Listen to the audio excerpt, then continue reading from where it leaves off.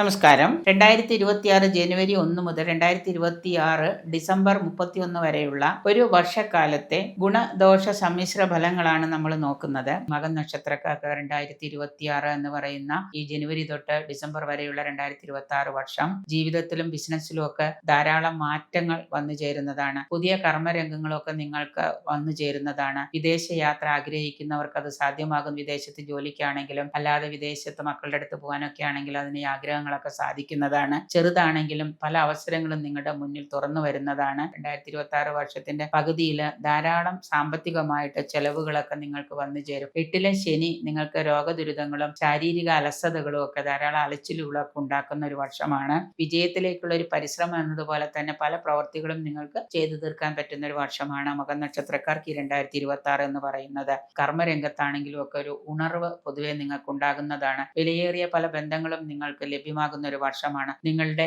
Ego പോലെയുള്ള ചിന്താഗതികളൊക്കെ മാറ്റിവെച്ച് കഴിഞ്ഞാൽ, അങ്ങനെയുള്ള വികാരങ്ങളൊക്കെ ഒഴിവാക്കി കഴിഞ്ഞാൽ പുതിയൊരു ഉണർവ് വരുത്താനായിട്ട് സാധിക്കുന്ന ഒരു വർഷമാണ്.